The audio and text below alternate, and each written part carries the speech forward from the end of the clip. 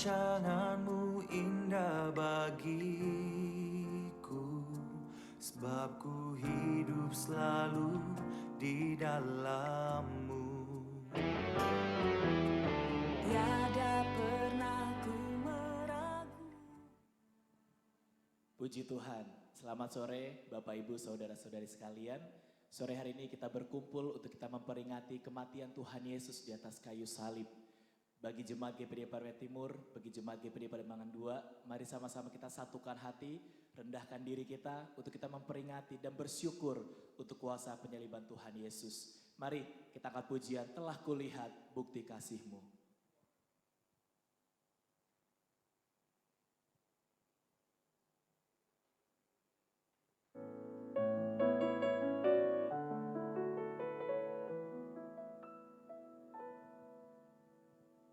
Telah kulihat bukti kasih-Mu,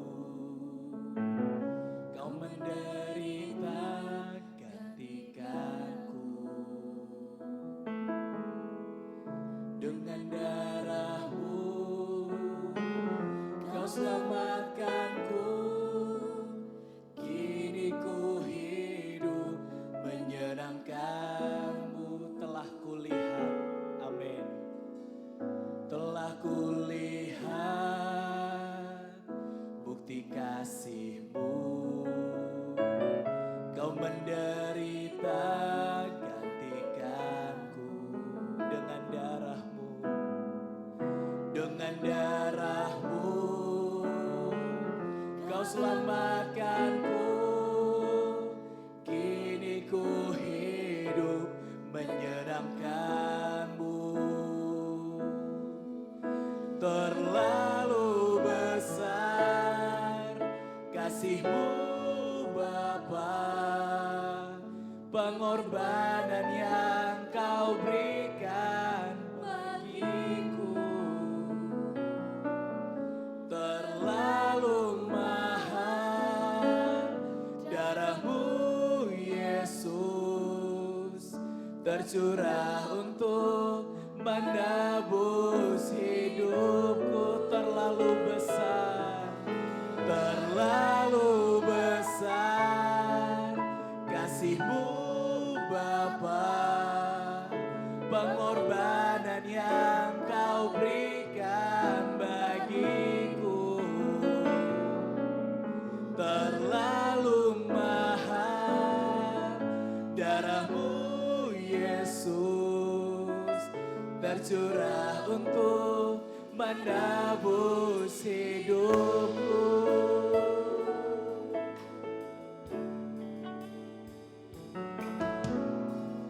Telah kulihat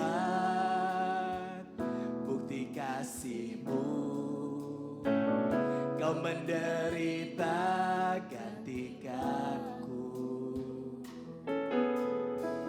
Dengan darah-Mu Kau selamatkanku. Kini ku hidup menyenangkan. Telah kulihat, telah kulihat, amin, bukti kasih-Mu, Kau menderita gantikanku. Dengan darah-Mu Kau selamatkan, amin. Kini ku hidup menyenangkan. Mari bersama katakan terlalu, amin. Kasih-Mu Bapa, pengorbanan yang Kau berikan bagiku. Terlalu mahal darah-Mu Yesus, tercurah untuk menebus. Terlalu besar, terlalu besar kasih-Mu Bapa,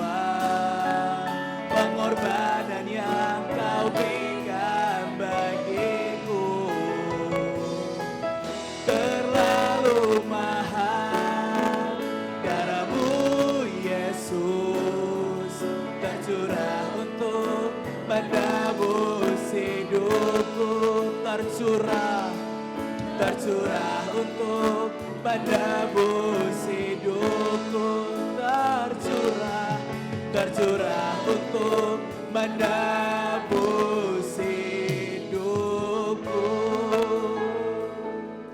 Puji Tuhan. Dengan kasih Kristus, Ibu Gembala berdoa untuk membuka ibadah sore ini. Bapa kami yang ada di dalam surga, kami bersyukur dan berterima kasih Engkau telah berikan kepada kami kesehatan, kekuatan, sehingga kami boleh bersama-sama beribadah kepadamu, merayakan yaitu Jumat Agung. Kami percaya dan yakin Tuhan, kami mempunyai Allah yang begitu mengasihi kami. Engkau rela mati di atas bukit Golgota untuk menebus kesalahan dan dosa kami.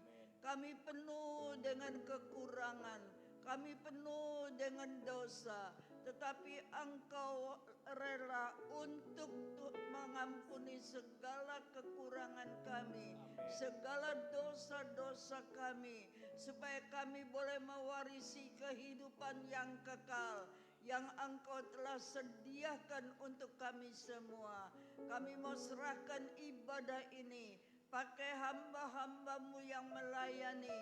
Urapi dengan kuat kuasa Roh Kudus-Mu, agar setiap pelayanan boleh mendatangkan berkat bagi kami semua yang beribadah kepadamu. Engkau pimpin acara ibadah ini dari permulaan sampai akhir. Kalau ada kuasa kegelapan, kuasa iblis yang mau mengganggu jalannya pekerjaanmu ini, di dalam nama Tuhan Yesus Kristus, kami perintahkan keluar dari ruangan ini. Amen. Bahkan dari ruangan hati kami masing-masing, supaya kami semua boleh diberkati oleh Engkau. Di dalam nama Tuhan Yesus Kristus, kami buka ibadah ini. Haleluya. Amin. Puji Tuhan, sore hari ini kita bersyukur kepada Tuhan untuk kesehatan dan kekuatan, pemeliharaan Tuhan yang begitu luar biasa dalam hidup kita. Sore hari ini tidak ada dapat yang kita berikan sebagai ganti apa yang Tuhan sudah berikan bagi kita. Selain kita membawa pujian, ucapan syukur kita bagi Tuhan. Mari sama-sama kita memuji dan memuliakan nama Tuhan.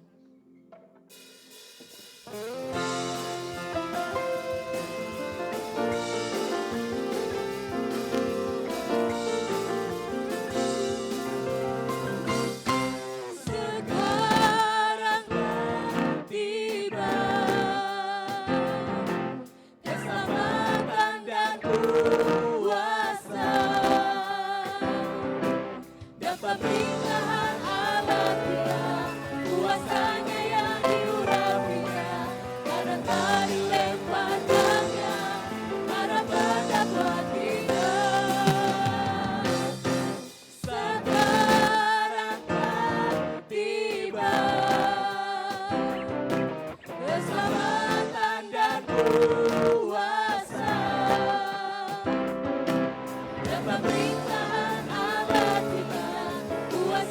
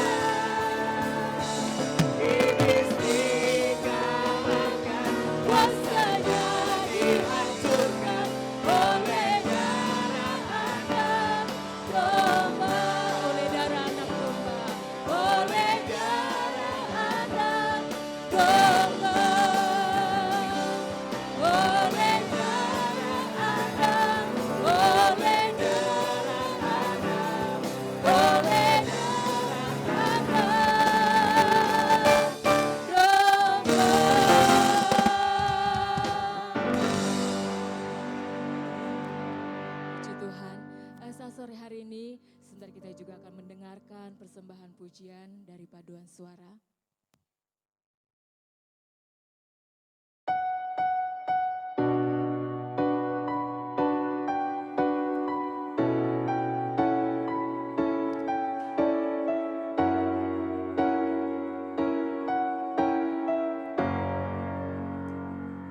Tuhanku Yesus yang tergantung pada kehinaan kayu salib di Golgota, sungguh perih, getir dan sungguh pilu, bersimbah darah, sungguh menderita. Namun Yesusku sempat berkata, Bapa, ampunilah mereka.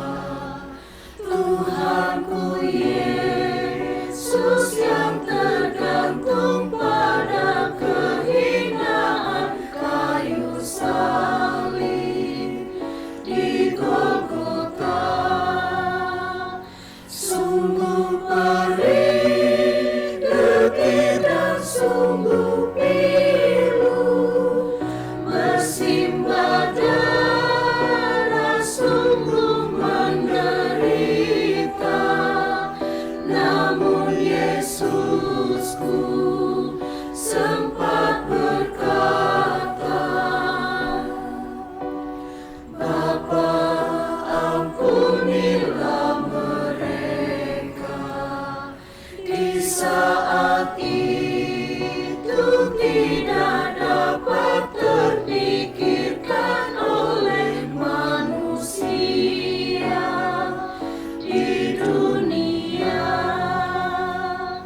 betapa agung dan sungguh mulia, betapa suci kasih Allah Bapa, anak tunggalnya dikorbankannya untuk menebus manusia tercela.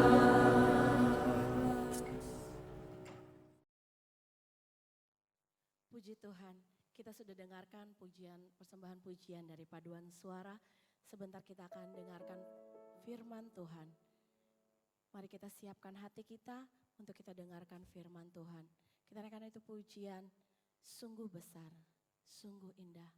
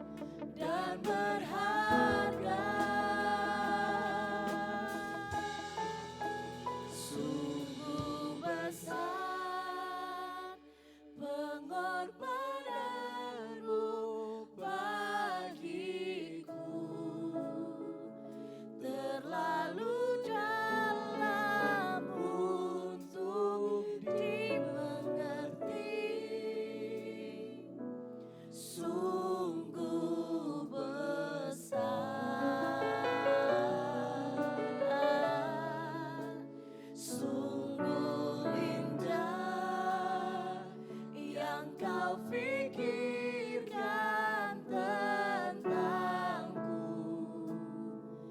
tak terselami bagiku. Sungguh indah.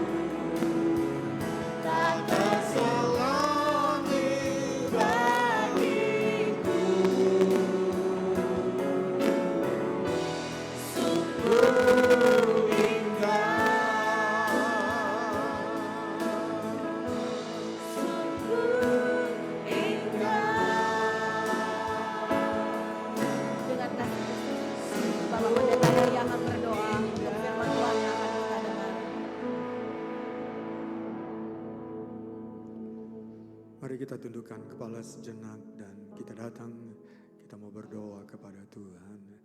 Bapa Sorgawi yang baik dalam Yesus, kami mengucap syukur kepada-Mu lagi untuk kesempatan saat ini.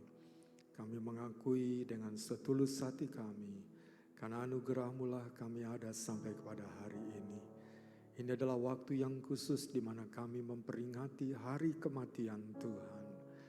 Dengan kematian dan pengorbanan-Mu lah dosa kami diselesaikan. Demikianlah Tuhan, kami mendapatkan jalan untuk menuju kepada sorga, tempat kediaman Bapa yang kekal. Terima kasih untuk apa yang Kau telah kerjakan. Dalam kesempatan ini lagi, kami ingin mendengarkan pemberitaan firman-Mu bersama-sama. Firman-Mu lah yang menjadi kekuatan hidup kami. Firman dapat membangun jiwa iman kami di dalam Tuhan. Roh kami akan diteguhkan. Dan lewat firman-Mu lah kami mendapatkan terang untuk mengarahkan langkah-langkah kami di jalan-Mu yang benar.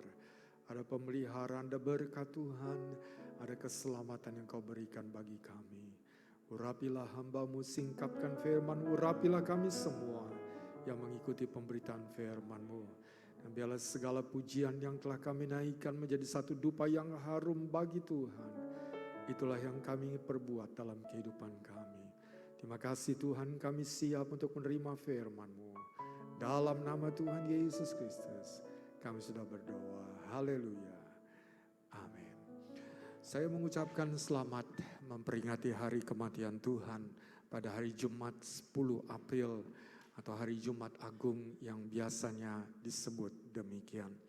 Pada hari inilah merupakan satu momen yang khusus bagi kita bersama untuk kita mengingat karya yang Yesus kerjakan di kayu salib di Bukit Golgota. Satu karya yang telah menyelamatkan kita manusia yang mau percaya dan membuka jalan bagi kita untuk kita masuk di dalam sorga yang kekal. Pada kesempatan ini saya akan membacakan dan mengajak saudara untuk melihat ayat mas dalam hari Jumat Agung ini yang terdapat dalam suratan 1 Korintus pasal yang ke-5, ayat yang ke-7 dan ayat yang ke-8. Ini sesuai dengan tema untuk hari kematian Tuhan dan Paskah kali ini, yaitu membuang ragi untuk mengikut Yesus dengan benar. Nah, 1 Korintus 5 ayat yang ke-7 dan ayat yang ke-8. Mari saudara mengikuti dari tempat masing-masing dengan Alkitab saudara. Saya akan bacakan begini bunyinya. Buanglah ragi yang lama itu, supaya kamu menjadi adonan yang baru. Sebab kamu memang tidak beragi. Sebab anak domba Paskah kita juga telah disembelih, yaitu Kristus. Karena itu marilah kita berpesta, bukan dengan ragi yang lama, bukan pula dengan ragi keburukan dan kejahatan, tetapi dengan roti yang tidak beragi, yaitu kemurnian dan kebenaran. Ayat-ayat firman Tuhan yang kita baca dan menjadi ayat mas kita kali ini menjelaskan tentang bagaimana caranya atau bagaimana seharusnya kita mengikuti atau mengadakan atau merayakan Paskah yang benar di mata Tuhan dan merasakan manfaatnya karena kita melakukannya dengan benar. Cara yang benar seperti yang dinyatakan oleh firman Tuhan yang menjadi ayat mas kita kali ini dalam merayakan Paskah, yaitu memperingati kematian dan kebangkitan Yesus adalah dengan kondisi hidup kita yang tidak beragi. Nah saudara, untuk mengerti ini kita perlu menilik sejarah permulaan bagaimana Paskah itu diadakan pertama kali.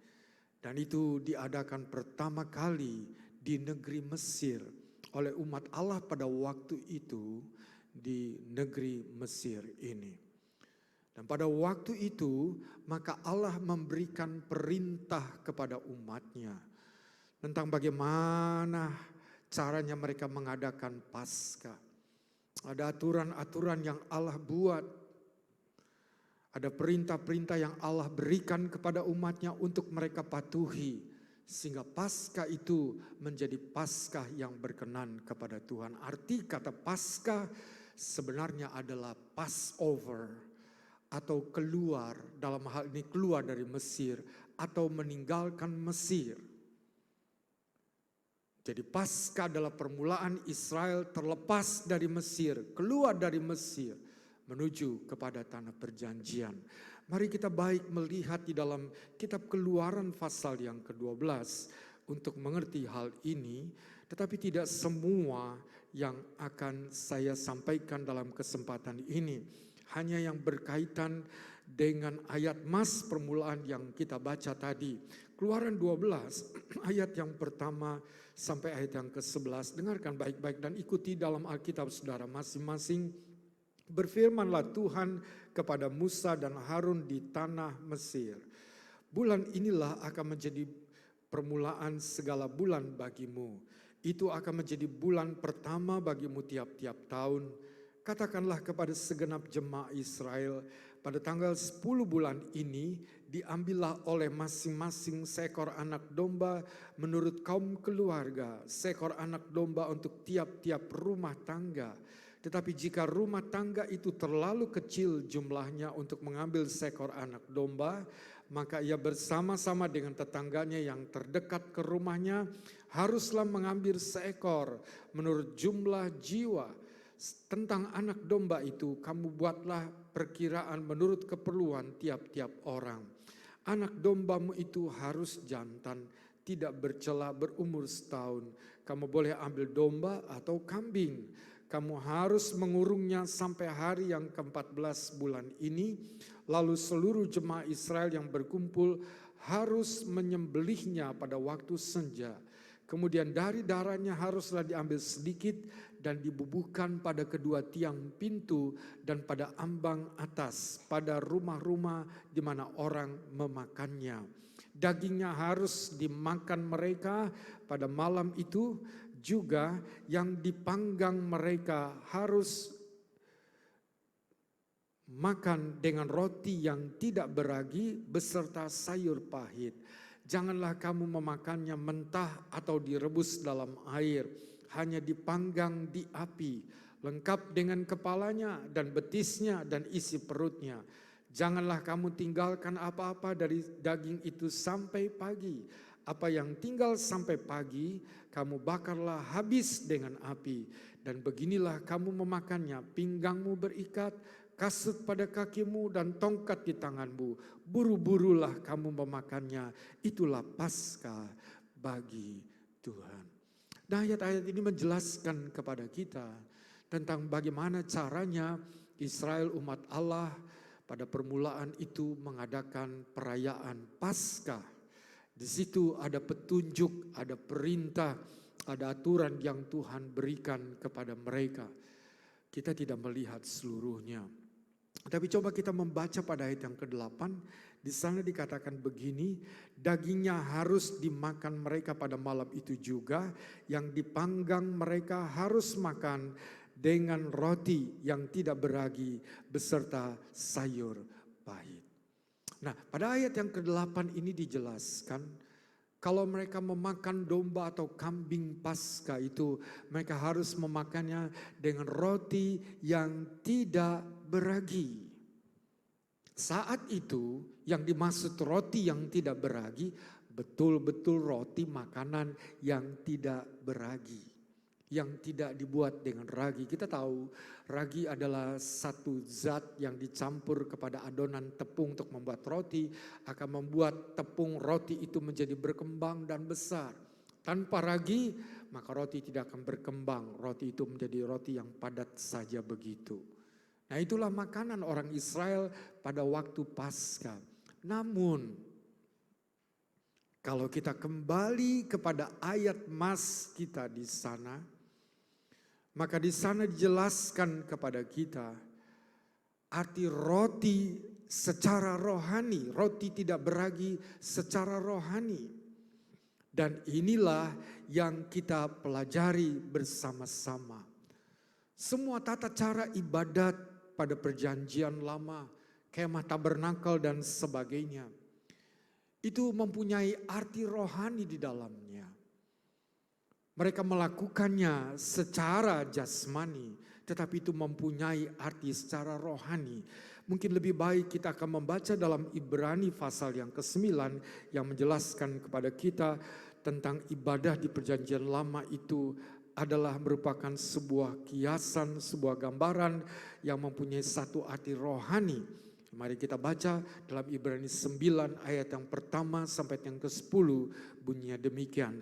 Memang perjanjian yang pertama juga mempunyai peraturan-peraturan untuk ibadah dan untuk tempat kudus buat tentangan manusia. Sebab ada dipersiapkan suatu kemah, yaitu bagian yang paling depan, dan di situ terdapat kaki dian dan meja dengan roti sajian. Bagian ini disebut tempat yang kudus. Di belakang tirai yang kedua terdapat suatu kemah lagi yang disebut tempat yang maha kudus. Di situ terdapat mezbah pembakaran ukupan dari emas dan tabut perjanjian yang seluruhnya disalut dengan emas. Di dalam tabut perjanjian itu tersimpan buli-buli emas berisi mana, tongkat Harun yang pernah bertunas, dan loh-loh batu yang bertuliskan perjanjian. Dan di atasnya kedua kerup kemuliaan yang menaungi tutup perjanjian. Tetapi hal ini tidak dapat kita bicarakan sekarang secara terperinci. Demikianlah caranya tempat yang kudus itu diatur. Maka imam-imam senantiasa masuk ke dalam kemah yang paling depan itu untuk melakukan ibadah mereka. Tetapi ke dalam kemah yang kedua hanya imam besar saja yang masuk sekali setahun. Dan harus dengan darah yang ia persembahkan karena dirinya sendiri dan karena pelanggaran-pelanggaran yang dibuat oleh umatnya dengan tidak sadar. Dengan ini Roh Kudus menyatakan bahwa jalan ke tempat yang kudus itu belum terbuka selama kemah yang pertama itu masih ada. Itu adalah kiasan masa sekarang. Sesuai dengan itu dipersembahkan korban dan persembahan yang tidak dapat menyempurnakan mereka yang mempersembahkannya menurut hati nurani mereka. Karena semuanya itu di samping makanan, minuman, dan berbagai macam pembasuhan hanyalah peraturan-peraturan untuk hidup insani yang hanya berlaku sampai tibanya waktu pembaharuan. Kita membaca di sini dalam surat Ibrani 9 ayat yang pertama sampai yang ke-10 dijelaskan tentang tabernakel atau bait Allah di masa perjanjian lama, di mana Israel pada waktu itu mengadakan ibadah mereka. Dan di sana ada benda-benda dan bagaimana cara mereka melakukan bagian-bagian mereka untuk datang kepada Tuhan dan sebagainya. Tetapi jelas kita membaca di sini bahwa itu adalah di masa perjanjian lama. Lalu ayat yang ke-9 katakan itu adalah kiasan masa sekarang. Atau itu adalah merupakan sebuah gambaran yang diberikan kepada kita untuk kita hidup sekarang ini. Di sini dikatakan sesuai dengan itu dipersembahkan korban dan persembahan yang tidak dapat menyempurnakan mereka yang mempersembahkannya menurut hati nurani mereka. Karena semuanya itu di samping makanan, minuman, dan berbagai macam pembasuhan hanyalah peraturan-peraturan untuk hidup insani yang hanya berlaku sampai tibanya waktu pembaharuan. Jelas dikatakan oleh firman Tuhan di sini. Apa yang dipersembahkan korban tidak dapat menyucikan darah hewan itu dan semuanya, termasuk tentunya domba Paskah pada waktu itu. Tetapi itu merupakan sebuah gambaran sampai tiba datangnya suatu zaman pembaharuan, dan zaman pembaharuan itu datang ketika Yesus datang ke dalam dunia ini. Jadi itu merupakan sebuah gambaran, termasuk tadi ragi adalah sebuah gambaran, satu kiasan yang diberikan kepada kita. Dan mari coba kita melihat ke dalam ayat mas kita untuk kita mengerti apakah yang dimaksud sebenarnya ragi yang dijelaskan yang harus dibuang saat kita merayakan atau mengikuti Paskah. Kita baca ayat yang ke-7. Buanglah ragi yang lama itu supaya kamu menjadi adonan yang baru, sebab kamu memang tidak beragi. Sebab anak domba Paskah kita juga telah disembelih, yaitu Kristus. Karena itu marilah kita berpesta bukan dengan ragi yang lama, bukan pula dengan ragi keburukan dan kejahatan, tetapi dengan roti yang tidak beragi, yaitu kemurnian dan kebenaran. Nah, ada beberapa ragi yang dijelaskan dalam ayat mas kita di sini. Ada 3 ragi yang kita bisa baca. Ayat yang ke-8 katakan, ragi yang lama, ragi keburukan, dan ragi kejahatan. 3 ragi. Ragi yang lama, ragi keburukan, dan ragi kejahatan. Mari kita melihat satu persatu tentang ragi ini. Apa yang dimaksud dengan ragi yang lama? Ragi yang lama adalah tentang hidup yang lama. Begitu yang dijelaskan supaya kita menjadi satu roti yang tidak beragi. Tubuh kita, hidup kita, diri kita menjadi satu roti yang tidak beragi. Dan kata di sini salah satu ragi itu adalah ragi yang lama, hidup yang lama. Hidup yang lama adalah hidup yang belum mengenal Kristus. Hidup yang belum mendapatkan terang dari firman Allah, tidak mengerti jalan yang benar. Mari kita baca dalam surat Efesus pasal yang ketiga. Di sana dijelaskan kepada kita tentang hal ini. Efesus pasal yang ketiga mulai ayat yang ke-17 sampai ayat yang ke-24 bunyinya begini. Sebab itu kukatakan dan kutegaskan ini kepadamu di dalam Tuhan, jangan hidup lagi sama seperti orang-orang yang tidak mengenal Allah dengan pikirannya yang sia-sia dan pengertiannya yang gelap. Jauh dari hidup persekutuan dengan Allah karena kebodohan yang ada di dalam mereka dan karena kedegilan hati mereka, perasaan mereka telah tumpul sehingga mereka menyerahkan diri kepada hawa nafsu dan mengerjakan dengan serakah segala macam kecemaran. Tetapi kamu bukan demikian.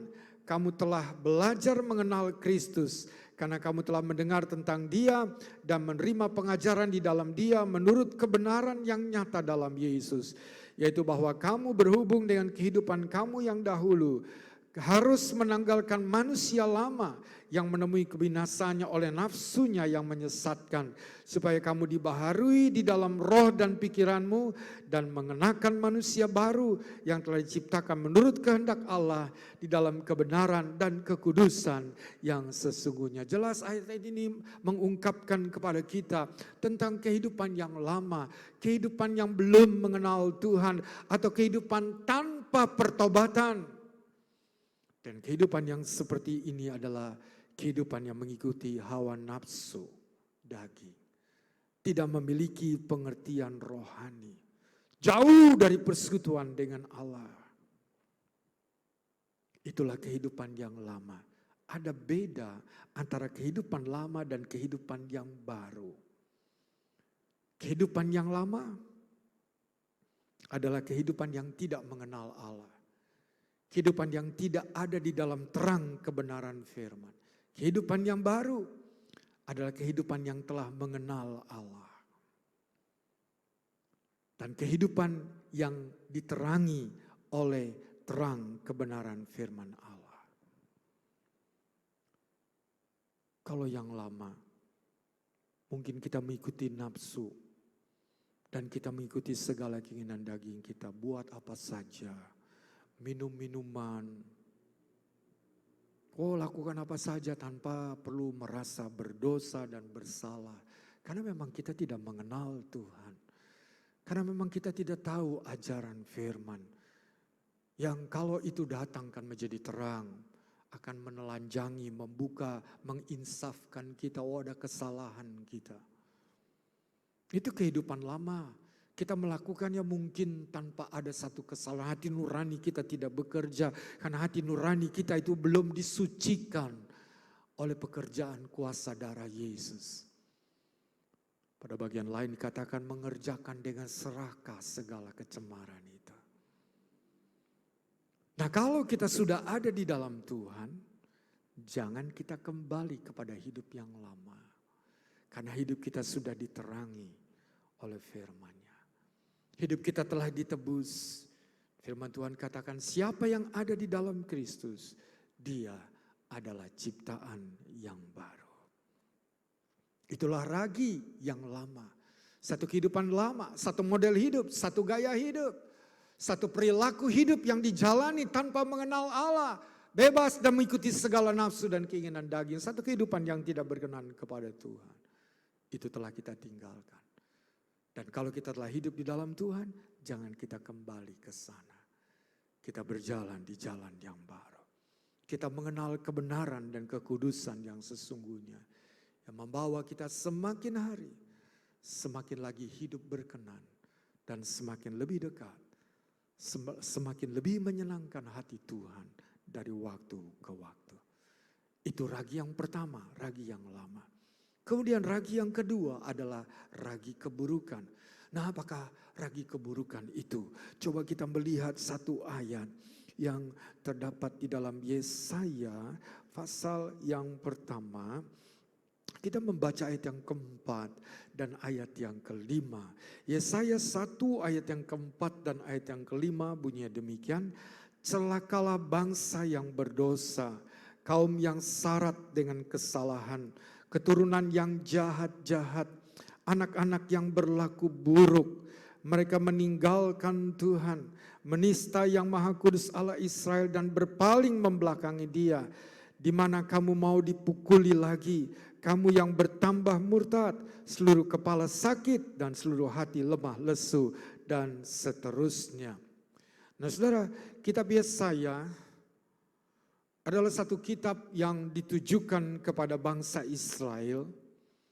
Dan melalui Nabi Yesaya, Allah berkata tentang umatnya itu, celakalah bangsa yang berdosa, kaum yang syarat dengan kesalahan. Ada ayat yang kita baca tadi, keturunan yang jahat-jahat, anak-anak yang berlaku buruk. Nah, salah satu yang disebutkan oleh Tuhan melalui Nabi Yesaya tentang umatnya, bahwa perilaku dari umatnya itu adalah perilaku yang buruk, jelek. Nah gitu saudara. Buruk, jelek, tidak indah, dan tidak patut di mata Tuhan.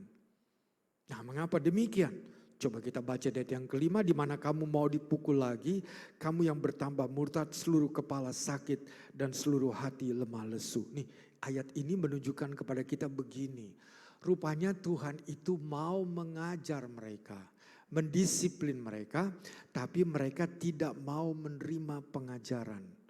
Orang yang tidak mau diajar oleh firman Tuhan, kelakuannya buruk di mata Tuhan. Keburukan adalah satu sikap di mana seseorang tidak mau belajar, tidak mau diajar, tidak mau menerima pengajaran firman Tuhan.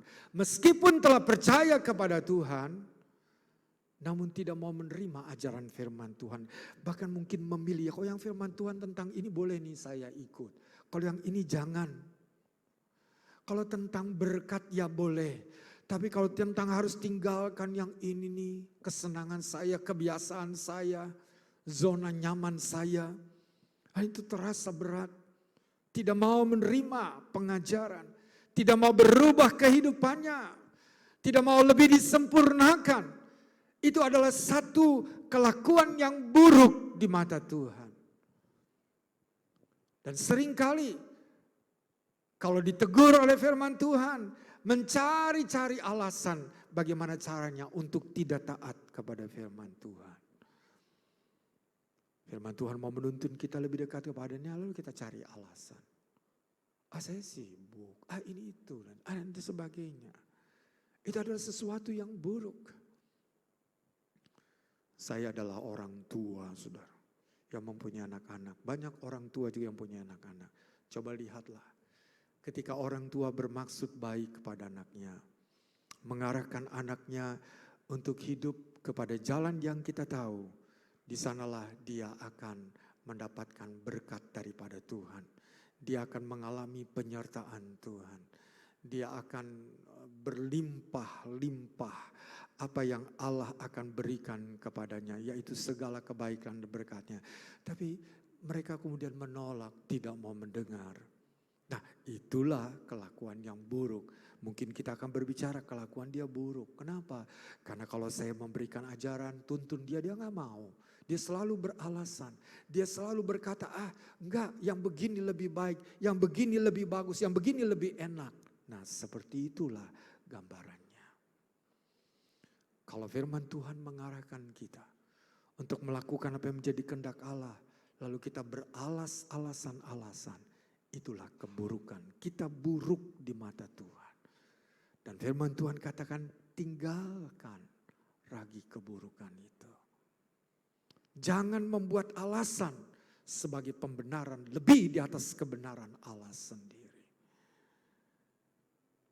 Ada bagian lain firman Tuhan katakan, siapakah engkau yang berbantah-bantah dengan penciptamu?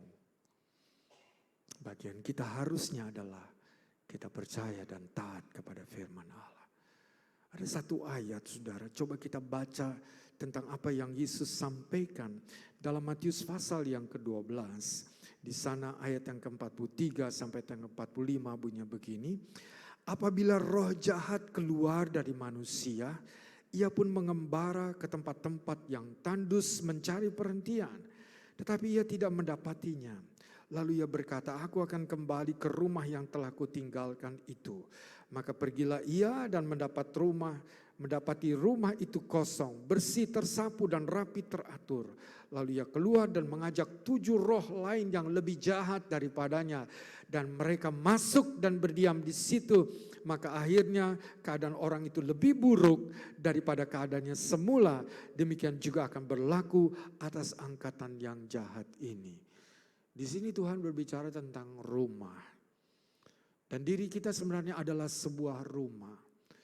Dan siapa yang mau tinggal di dalam diri kita, rumah kita ini, ada 2 saja yang mau tinggal dalam diri kita. Yaitu Kristus, dia mau tinggal dalam hidup kita.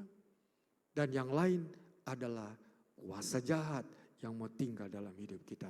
Pada siapa kita memberikannya. Nah, di sini kita membaca Tuhan katakan, ada rumah yang bersih, disapu dan teratur luar biasa.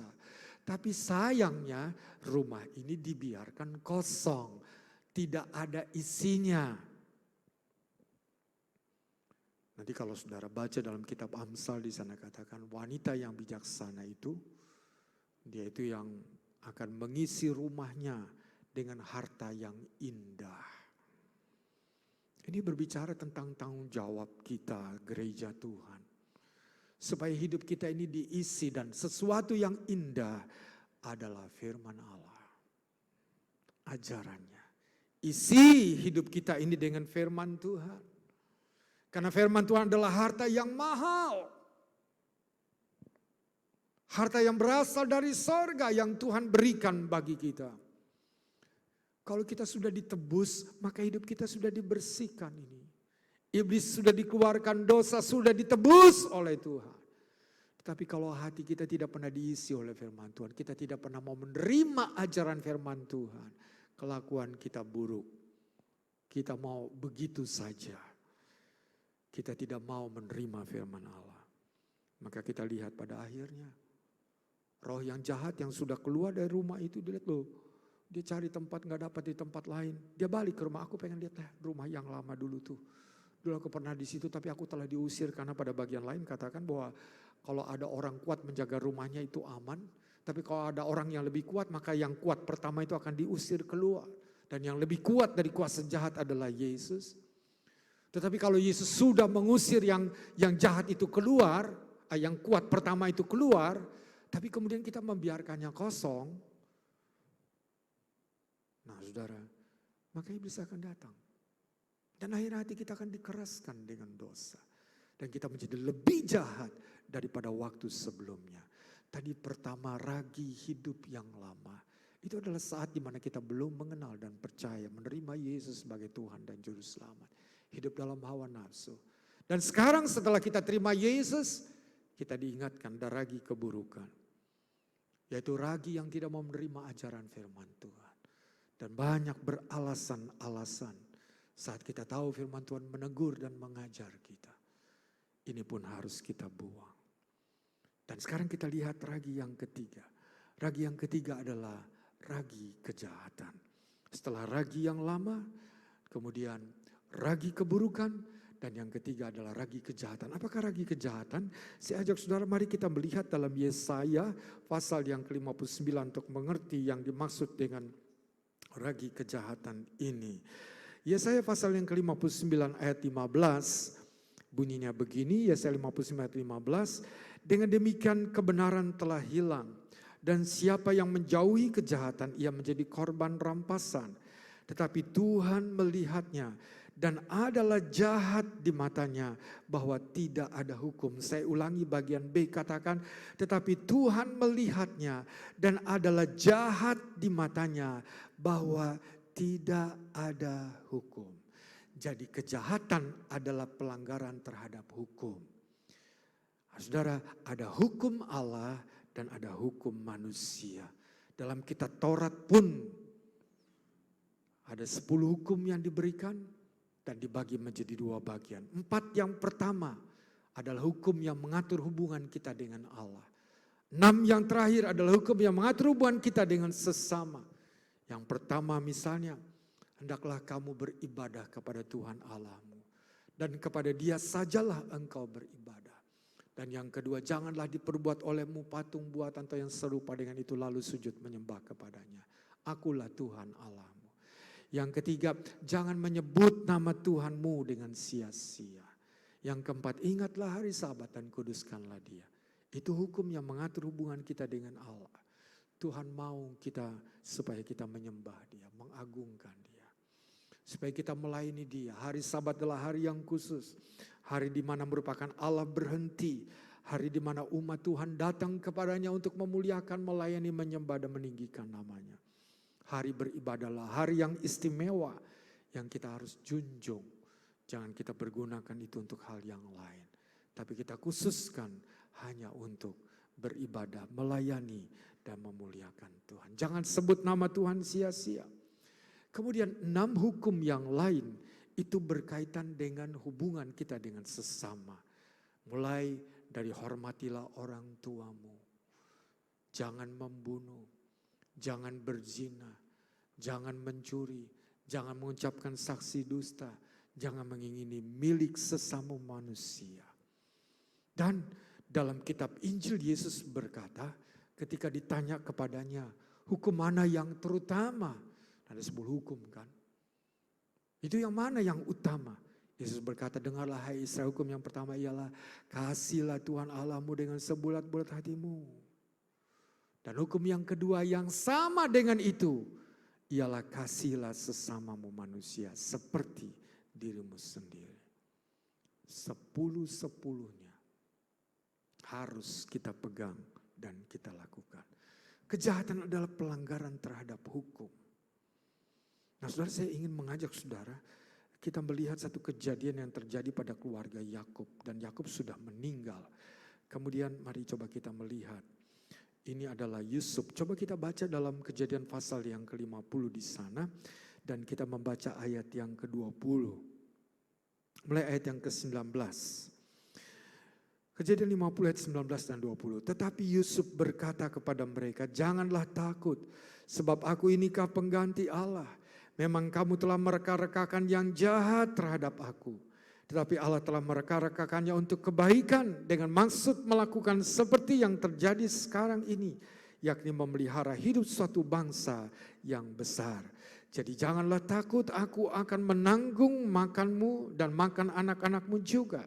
Demikianlah ia menghiburkan mereka dan menenangkan hati mereka dengan perkataannya. Nah ini adalah perkataan Yusuf ketika saudaranya takut setelah Yakub mati. Wah, jangan-jangan Yusuf ini balas dendam. Jadi mereka datang sembah Yusuf dan berkatakan, biarlah kami menjadi budakmu, biarlah kami menjadi jongosmu lah begitu. Biarlah kami menjadi babukmu, jadi pembantumu. Yang penting kami boleh hiduplah. Lalu perhatikan apa yang Yusuf katakan, jangan takut. Lalu pada ayat yang ke-20 katakan, memang kamu telah mereka-rekakan yang jahat terhadap aku. Perhatikan kata, saudara-saudara Yusuf mereka-rekakan yang jahat. Kata mereka-rekakan itu artinya niat yang ada dalam hati mereka. Isi pikiran mereka ingin berbuat jahat kepada Yusuf itu dulu saudara. Sebelum ini nih, dalam peristiwa ini, setelah Yusuf jadi penguasa, sebelum peristiwa ini, memang saudara Yusuf itu pernah hampir mau membunuh Yusuf, akhirnya menjual Yusuf. Kita Mazmur katakan Yusuf menjerit, jangan perlakukan aku seperti ini, aku kan saudaramu. Tapi saudara ini tidak peduli, mereka benci dengan Yusuf, merancang kejahatan. Kalau kita ingin melakukan yang jahat kepada sesama kita, siapapun dia, saudara kita, keluarga kita, teman kita, siapapun, merekakan yang jahat, baru ada dalam hati kita, Allah sudah tahu. Allah mengerti, dan kita akan berurusan dengan dia. Kita Mazmur katakan, kalau ada niat dalam hatiku, niat yang jahat, yang tidak benar, yang tidak baik, maka doaku tidak akan dijawab oleh Tuhan. Kita harus buang kejahatan, niat jahat itu, baru niat saja harus kita sudah buang. Belajarlah kita hidup dengan tulus, benar. Belajarlah kita hidup dengan jujur, dengan kasih yang murni. Itu yang Tuhan mau. Jangan ada, mungkin kita pernah kesal, lalu kita ingin melakukan sesuatu nih, cara bagaimana nih. Nah itu hati-hati. Karena itu adalah ragi kejahatan, baru dalam hati kita. Nah demikian yang dijelaskan tadi. Cara kita mengikuti Paskah, merayakan Paskah, mengadakan Paskah adalah dengan membuang ragi. Dan ragi itu adalah ragi hidup yang lama. Jangan kembali kepada hidup yang lama, kehidupan yang belum bertobat. Dan jangan hidup dalam ragi keburukan. Satu sikap hidup yang tidak mau menerima dan tidak mau diajar oleh firman Tuhan. Selalu beralasan-alasan. Dan juga ragi kejahatan. Karena seringkali hati kita dicobai. Saat kita dirugikan, saat kita dilukai oleh sesama kita. Itulah sebabnya ada firman Tuhan katakan, jagalah hatimu lebih daripada segala sesuatu yang perlu dijaga. Karena dari dalamnya ada mata air kehidupan akan mengalir. Kalau hati kita baik, hati kita mengasihi, hati kita benar, hati kita suci, maka hal-hal itulah juga yang akan keluar dari hidup kita. Perbuatan kita benar, perbuatan kita penuh dengan kasih, perbuatan kita kudus, landasannya selalu untuk supaya Tuhan dimuliakan. Nah inilah yang kita harus pegang bersama-sama. Sekali lagi apa yang ada dalam perjanjian lama, itu merupakan gambaran dan arti rohaninya ini. Demikian pun mungkin banyak yang bertanya jemaat yang ada. Kenapa kita tidak mengadakan perjamuan kudus masing-masing di rumah? Kan dulu Israel mengadakan di rumah masing-masing dengan memotong sembelih domba atau kambing yang berumur setahun yang tidak ada celaknya, yang disimpan selama 4 hari, tanggal 10 sampai tanggal 14, tidak diberi makan, dipuasakan sampai 4 hari baru disembelih. Itu dombanya itu masing-masing keluarga menyiapkan. Tetapi dalam perjanjian baru, anak domba Allah hanya ada satu saja, yaitu Yesus. Yohanes Pembaptis katakan dalam Yohanes 1 ayat 29, lihatlah anak domba Allah. Jadi bukan domba dari sana, domba dari sini, tidak. Kita sebagai jemaat, maka kita menyiapkan perjamuan kudus itu seharusnya dari tempat yang sama. Dari sini, dari rumah Tuhan yang ada ini. Dari hamba Tuhan yang menyediakannya, lalu membagikannya kepada jemaat. Bukan masing-masing membuatnya sendiri. Nah itulah yang kita lihat. Karena asalnya satu domba Paskah sekarang. Tidak berbagai-bagai, tetapi satu. Bagi mereka yang mengadakannya, silakan dengan pengertian mereka. Bagi jemaat Palmera Pademangan, nanti saat pertama kali kita mengadakan ibadah, kita akan langsung membuat perjamuan kudus. Kita bersyukur dan saat ini bagian kita adalah kita berdoa. Ambillah juga puasa bersama-sama. Saya kurang tahu dengan saudara. Selama banyak diam di rumah, apa saudara makan 3 kali sehari? Kalau makan terlalu banyak juga membahayakan kesehatan karena kurang bergerak. Begitu saudara. Biasanya porsi makanan kita kalau kita banyak di rumah harus kita kurangi. Kalau kita berolahraga bolehlah. Tetapi kan tidak terlalu capek. Jangan juga kita makan terlalu banyak. Ini adalah untuk tips-tips kesehatan saja. Nah kita kembali kemari tadi. Nanti pertama kali ketika diadakan ibadah bersama dan kita perlu berdoa, ambil juga puasa supaya ini segera berlalu wabah ini dan kita akan pertama kali ibadah bersama, kita akan adakan perjamuan kudus. Nah, kita kembali kepada firman Tuhan. Nah, sebagai umat Tuhan yang telah ditebus oleh Tuhan, seharusnya hidup kita ini mencerminkan kemuliaan Tuhan. Tidak lagi hidup yang ada ragi di dalamnya, tetapi mencerminkan kemuliaan Tuhan, supaya Tuhan itu tinggal di dalam hidup kita. Firman Tuhan katakan, Yesus sendiri yang berkata, akulah terang dunia. Coba kita baca ayat ini supaya kita bisa mengerti bersama. Dalam Yohanes pasal yang ke-8 di sana dan ayat yang ke-12 bunyinya demikian. Lalu mereka berkata kepadanya, di manakah dia? Itu Yohanes 9, Yohanes 8 saudara, ayat yang ke-12.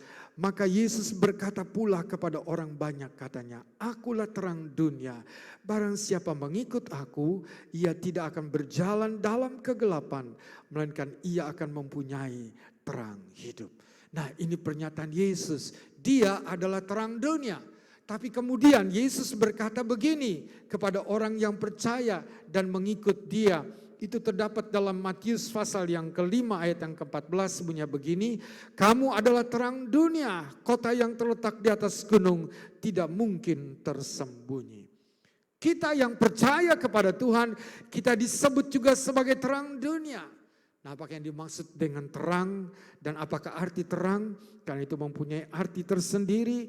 Dan sekali lagi mari kita akan membaca ayat-ayat yang terakhir ini. Dalam Efesus pasal yang ke-5 di sana, ayat yang ke-9 bunyinya demikian.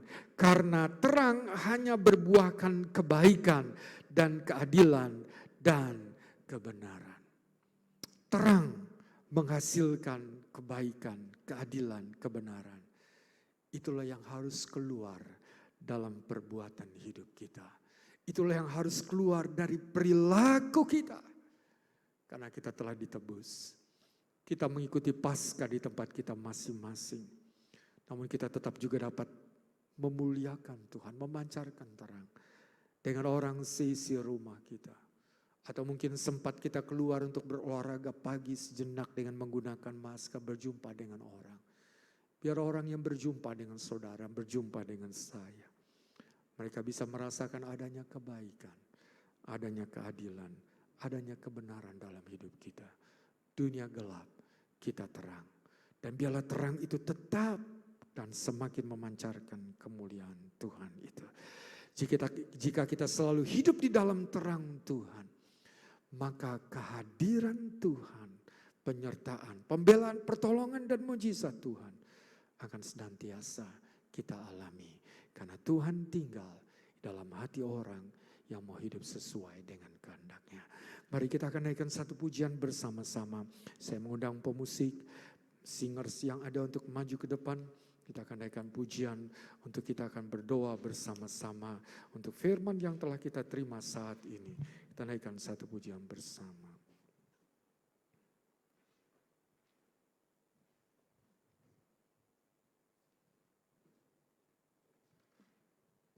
Ku mau sepertimu Yesus, disempurnakan selalu. Kita naikkan pujian ini.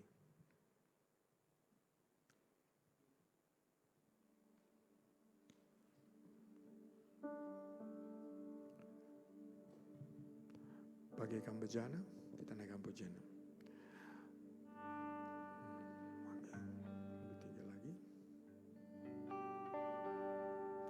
Bagaikan bejana, siap dibentuk, demikian hidupku di tanganmu, dengan urapan kuasa rohmu, ku dibarui selalu.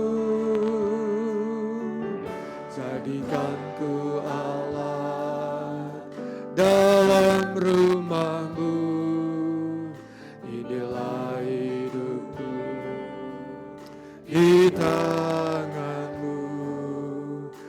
bentuklah turut kehendak-Mu,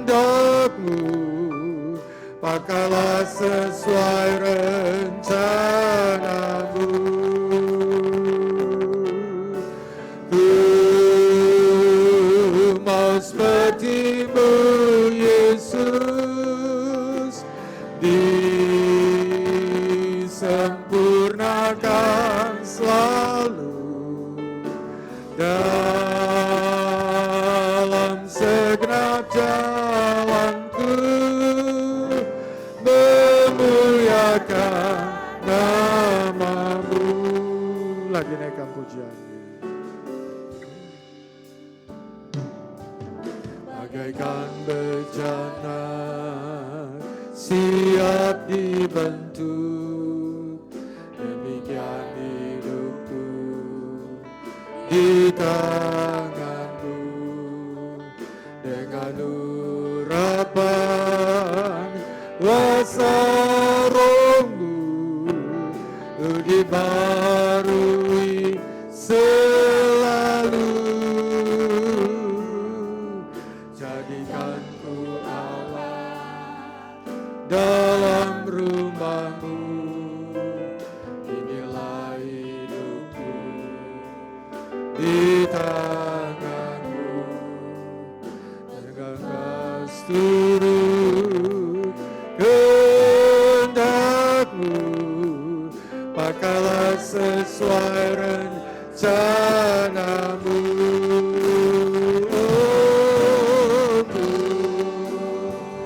Mau seperti-Mu, Yesus,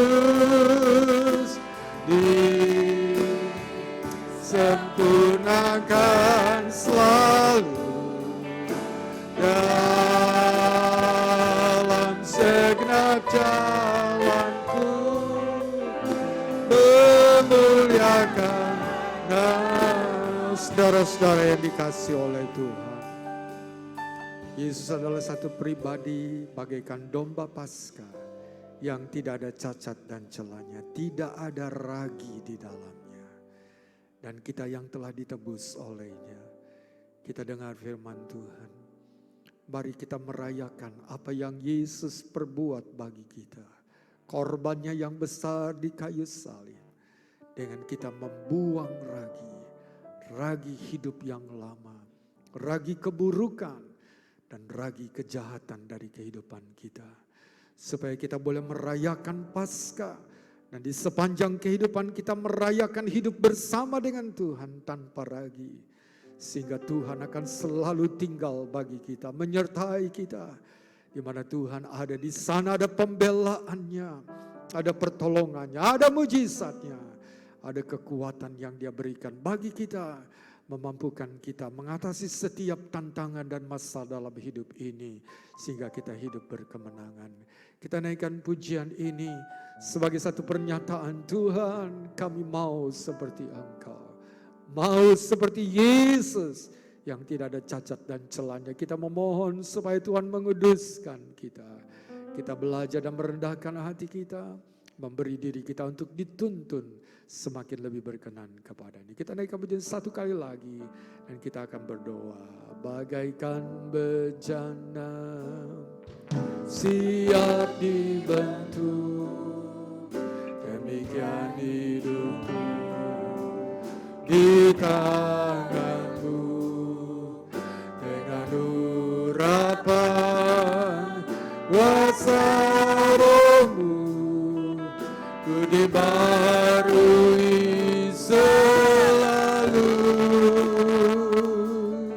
Jadikan ku Allah dalam rumah-Mu, inilah hidupku di tangan-Mu.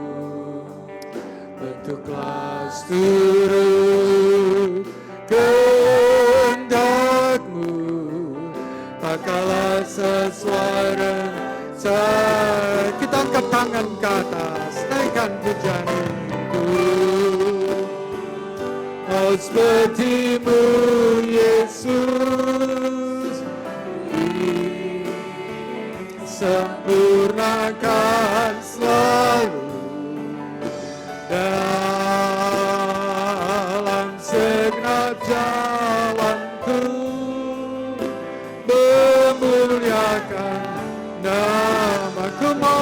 seperti-Mu Yesus. Mau seperti-Mu Yesus, disempurnakan selalu dalam segenap jalanku, memuliakan nama-Mu. Haleluya.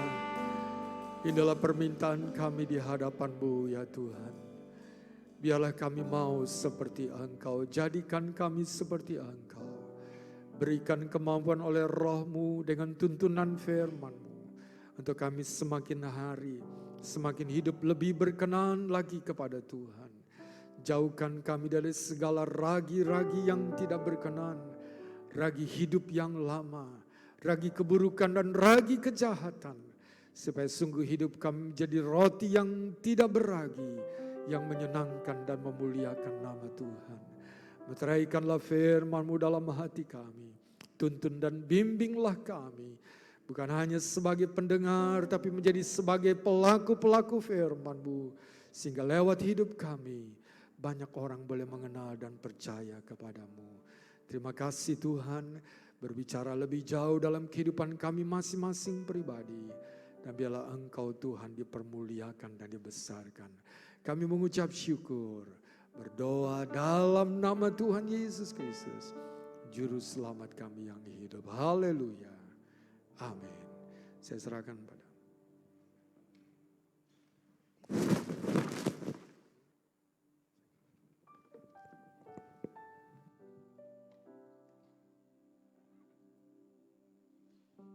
Puji Tuhan, kita sudah mendengarkan firman Tuhan yang sangat memberkati tubuh, jiwa, dan roh kita. Sore hari ini, pengumuman yang akan disampaikan adalah di hari Minggu mendatang, pada Minggu 12 April 2020, akan diadakan lomba menghias telur. Setiap keluarga di rumah, untuk hari Minggu boleh sama-sama berkumpul menghias telur. Nanti hasil telur yang sudah dihias dapat difoto, dan foto yang sudah dibuat dan bersama dengan telur hiasnya dapat dikirimkan ke sekretariat gereja dengan nomor berikut ini. Untuk keputusan juri tidak dapat diganggu gugat. Jadi untuk setiap keluarga silakan berkumpul di Minggu Paskah menghias telur bersama, menambah keceriaan di dalam sukacita Tuhan. Lalu untuk persembahan, puji Tuhan kalau kita beberapa minggu ini sudah ibadah online, tapi sukacita kita untuk memberi tetaplah berjalan.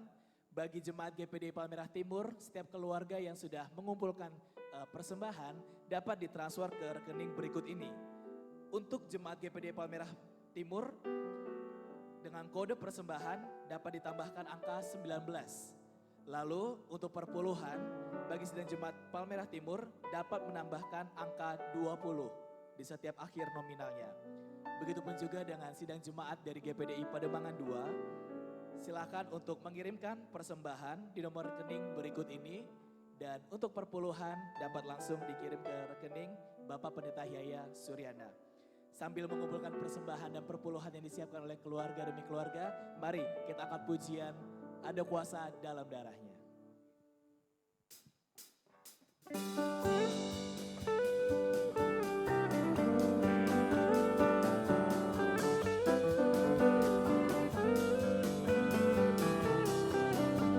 Mari sama-sama katakan, maukah kau terlepas?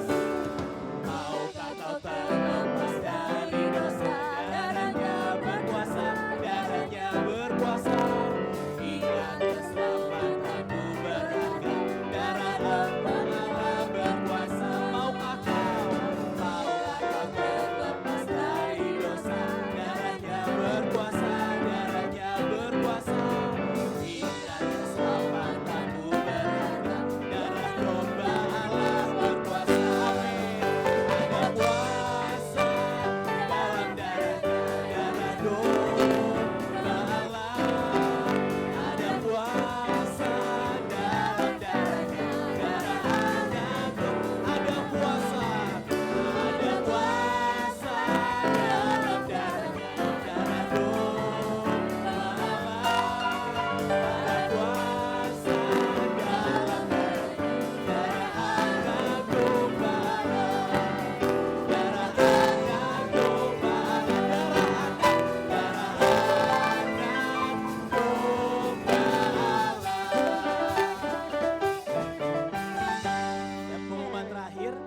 Sampai jumpa di ibadah online, ibadah Paskah Minggu 12 April pada pukul 9 pagi. Tuhan Yesus memberkati. Puji Tuhan, sore hari ini kita akan segera mengakhiri ibadah Jumat Agung kita. Kita bersyukur atas segala berkat yang Tuhan berikan di tengah-tengah keluarga kita masing-masing. Dan bila sore hari ini kita mau mengembalikan segala kemuliaan hanya bagi nama Tuhan.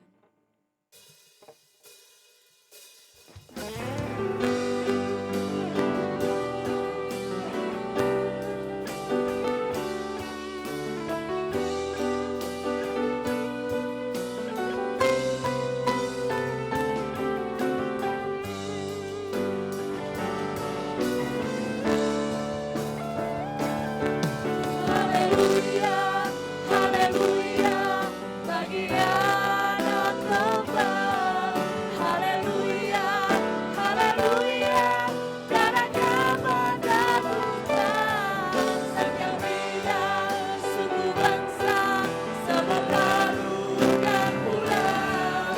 Berikan glory, berikan hormat, dipujian bagi anak domba.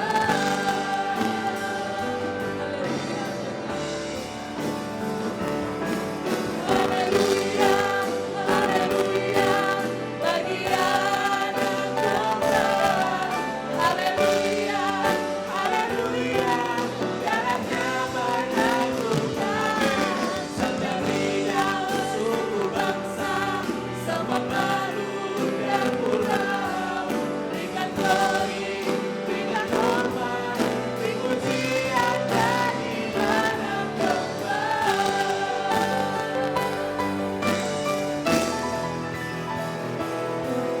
Haleluya, haleluya, bagi anak domba. Haleluya, haleluya, darahnya mengaburkan. Setiap bidang, suku bangsa, semua baru dan pulang.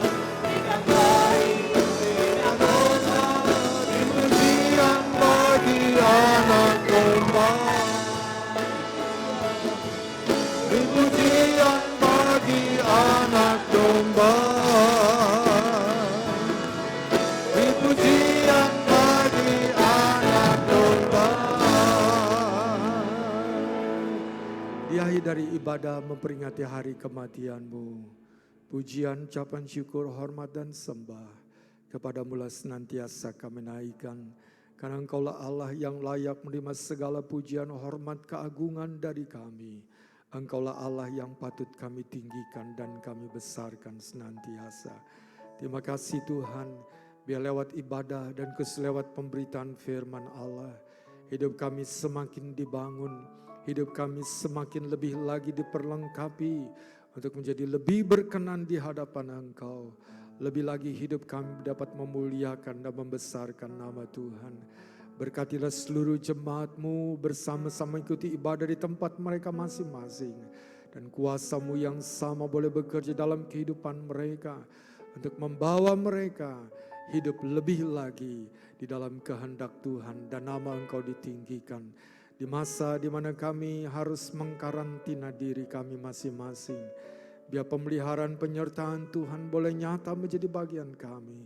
Berikan kekuatan, kesehatan, jamah mereka yang sakit, kuatkan yang lemah dan bangunkan iman setiap umat-Mu. Dan berkatilah apa yang menjadi kebutuhan setiap jemaat-Mu Palmera Pademangan. Mereka boleh memuji, membesarkan nama Engkau. Kami berdoa ya Tuhan, biarlah anugerah-Mu Tuhan berikan. Agar wabah ini boleh segera berlalu dari kota Jakarta dan juga dari Indonesia. Bahkan dari seluruh kehidupan umat manusia yang ada di dunia. Dan nama Engkau dipermuliakan. Kami percaya lewat apa yang Tuhan izinkan dialami, ini akan mencelikan setiap mata untuk mereka boleh sujud di hadapan Engkau dan mencari pertolongan, memohonkan anugerah-Mu, merendahkan dirinya di hadapan Engkau, sehingga Tuhan sungguh akan datang satu kegerakan rohani yang besar, nama Engkau dipermuliakan dan dibesarkan. Terima kasih Tuhan, berkati para pelayan yang telah bekerja dalam kesempatan saat ini. Kami akan mengakhiri ibadah ini Biarlah damai sejahtera-Mu dan Tuhan kebesaran-Mu Tuhan berikan bagi kami di tempat kami masing-masing. Nama Tuhan dipermuliakan dan dibesarkan. Biarlah berkat anugerah dan rahmat dari Allah Bapa di sorga, kasih sayang dan kecintaan dari putranya yang tunggal, Yesus Kristus Tuhan dan Juru Selamat, serta persekutuan, penyertaan, pimpinan, penghiburan, kekuatan Roh Kudus, senantiasa boleh kami alami semuanya, dari sekarang sampai selama-lamanya. Dalam nama Tuhan Yesus Kristus, kami hari ibadah Jumat Agung ini. Haleluya.